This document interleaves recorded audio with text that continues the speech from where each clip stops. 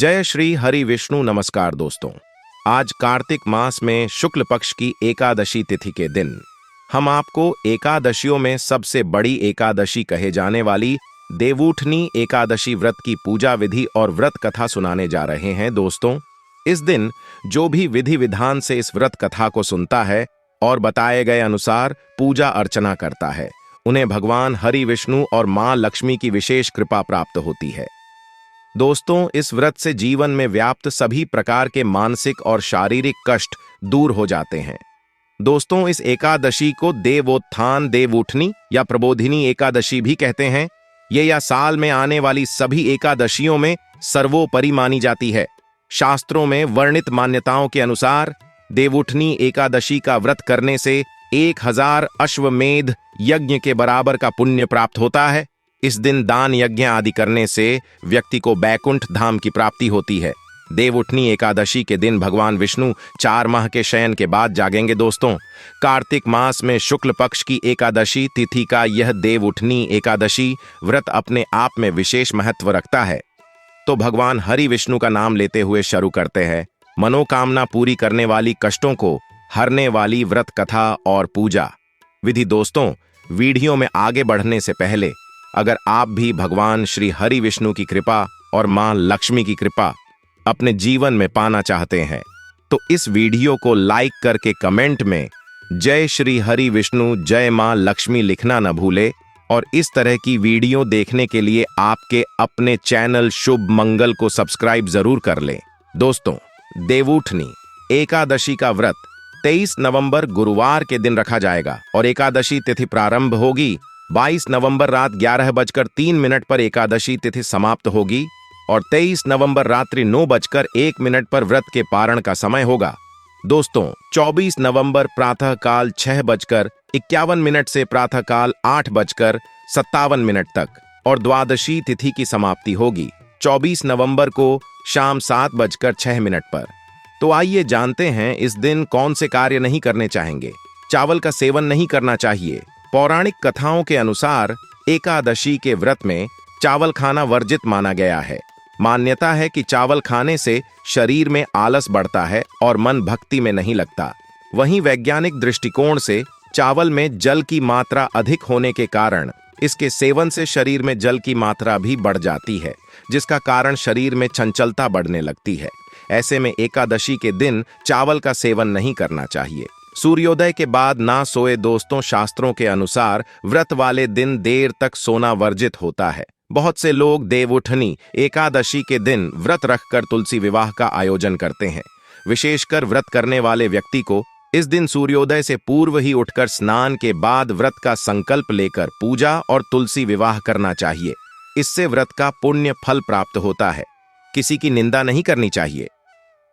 दोस्तों, शास्त्रों के अनुसार एकादशी के दिन किसी दूसरे व्यक्ति की चुगली, झूठ बोलना या फिर किसी की निंदा नहीं करनी चाहिए। इससे व्यक्ति का मन दूषित होता है। पौराणिक मान्यताओं के अनुसार कभी भी दूषित मन से भक्ति नहीं की जाती, क्योंकि इससे व्रती को पूजा पाठ और व्रत का पुण्य फल प्राप्त नहीं हो पाता है। तामसिक भोजन न करें। दोस्तों, धार्मिक मान्यताओं के अनुसार व्रत के दौरान सात्विकता का खास ख्याल रखना चाहिए। एकादशी व्रत के दिन लहसुन प्याज का सेवन नहीं करना चाहिए। किसी भी प्रकार के तामसिक भोजन से व्यक्ति के मन में काम भावना बढ़ने लगती है, जिससे मन अशुद्ध होता है।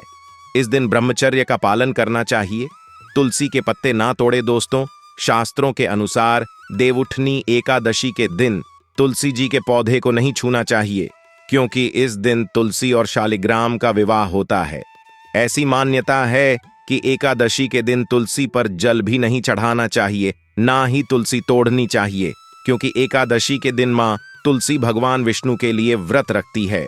तो आइए दोस्तों, अब आपको बताते हैं देवउठनी एकादशी व्रत पूजा विधि। इस एकादशी के दिन सूर्योदय से पूर्व उठकर सर्वप्रथम नित्य क्रिया से निपटकर स्नानादि कर स्वच्छ हो लेना चाहिए। स्नान किसी पवित्र धार्मिक तीर्थ स्थल, नदी, सरोवर अथवा कुएं पर किया जाए तो बहुत बेहतर, अन्यथा घर पर भी स्वच्छ जल से किया जा सकता है। स्नानादि के पश्चात निर्जला व्रत का संकल्प लेकर भगवान विष्णु की पूजा करनी चाहिए। सूर्योदय के समय सूर्यदेव को अर्घ्य देना चाहिए। इस दिन संध्या काल में शालिग्राम रूप में भगवान श्री हरि का पूजन किया जाता है। तुलसी विवाह भी इस दिन संपन्न करवाया जाता है। हालांकि वर्तमान में तुलसी का विवाह अधिकतर द्वादशी के दिन करवाते हैं। रात्रि में प्रभु का जागरण भी किया जाता है। व्रत का पारण द्वादशी के दिन प्रातः काल ब्राह्मण को भोजन करवाएं एवं दान दक्षिणा देकर विदा करने के बाद किया जाता है। शास्त्रों में व्रत का पारण तुलसी के पत्ते से भी करने का विधान है।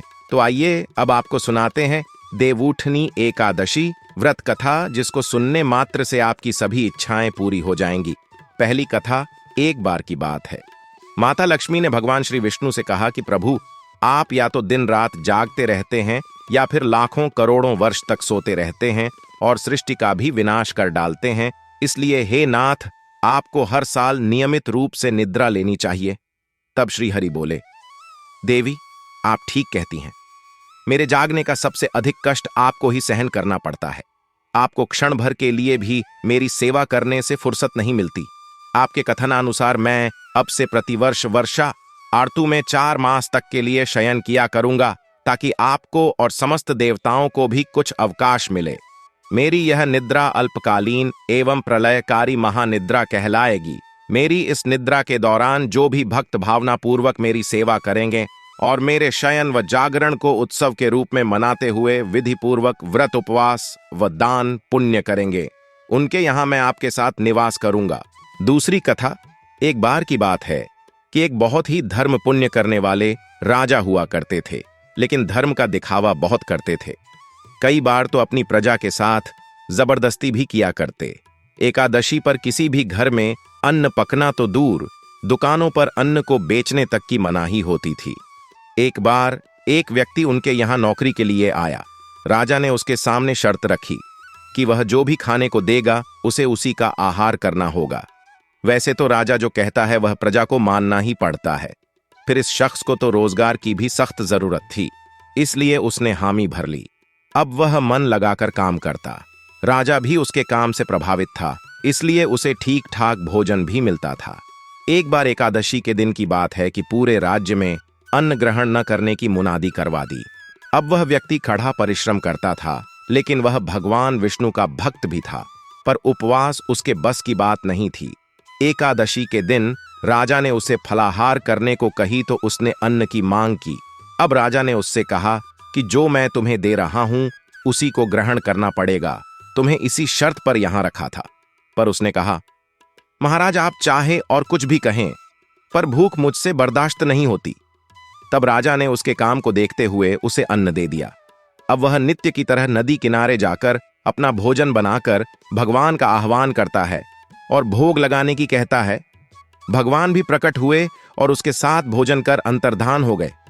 15 दिन बाद फिर एकादशी का व्रत आया। इस बार उसने राजा से दुगुना अन्न देने की कही और कहा कि स्वयं भगवान मेरे साथ भोजन करते हैं, इसलिए हम दोनों के लिए यह कम पड़ जाता है। राजा ने सोचा कि इसका मानसिक संतुलन बिगड़ा हुआ है। उसे लगभग धमकाते हुए उच्च स्वर में कहा कि मुझे इतने साल हो गए उपवास और धर्म के कार्य करते हुए, मुझे तो भगवान ने कभी दर्शन नहीं दिए और तेरे साथ वे भोजन करते हैं। उसने कहा, महाराज, मैं झूठ नहीं बोल रहा, यकीन नहीं आ रहा तो आप स्वयं देख लेना। जैसे तैसे राजा ने फिर उसे भोजन दे दिया, लेकिन इस बार कहा कि अगर जो तुम कह रहे हो वह सच न हुआ तो फिर इसका अंजाम भुगतने के लिए भी तैयार रहना। व्यक्ति ने जाकर भोजन पकाया और भगवान का आह्वान करने लगा। राजा भी पेड़ के पीछे से उस पर नजर रख रहा था। अब भगवान नहीं प्रकट हुए। व्यक्ति ने विवश होकर संकल्प किया कि प्रभु, यदि आपने भोजन ग्रहण नहीं किया तो मैं यहीं नदी में कूदकर अपने प्राण त्याग दूंगा। भगवान अब भी प्रकट नहीं हुए। वह जैसे ही दृढ़ निश्चय के साथ अपने प्राण त्यागने के लिए नदी की ओर बढ़ा तो भगवान प्रकट हुए और हमेशा की तरह उसके साथ भोजन करने लगे। इस सारे घटनाक्रम को देखकर राजा की समझ में आ गया कि यह सब भगवान की ही माया है।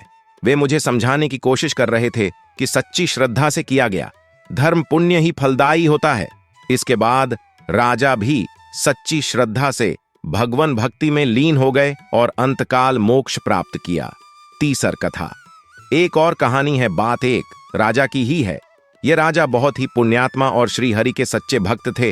प्रजा सुख से रहती थी। एक बार भगवान ने इनकी परीक्षा लेने का विचार बनाया और एक सुंदर स्त्री का वेश धारण कर जिस सड़क से राजा का गुजरना होता था वहीं बैठ गए। अब उधर से गुजरते हुए जब राजा की नजरें उस स्त्री पर पड़ीं तो उसे ही निहारते रह गए। उन्होंने उसके सड़क पर होने का कारण पूछा तो स्त्री बने नारायण ने कहा कि वह निराश्रित है, उसका कोई नहीं बचा है। तब राजा ने उसे अपनी रानी बनने को कहा। अब राजा को अपने जाल में फंसता देखकर उसने कहा कि आपकी रानी तो मैं बन जाऊंगी, लेकिन आपको अपने राज्य की बागडोर मेरे हाथों में सौंपनी होगी। जो मैं कहूंगी वही खाना पड़ेगा।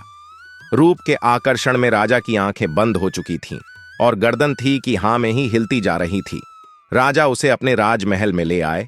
अगले ही दिन एकादशी का व्रत था और नई रानी ने आदेश दिया कि जैसे रोज अन्न का व्यापार और आहार होता है, एकादशी को भी वैसा ही हो।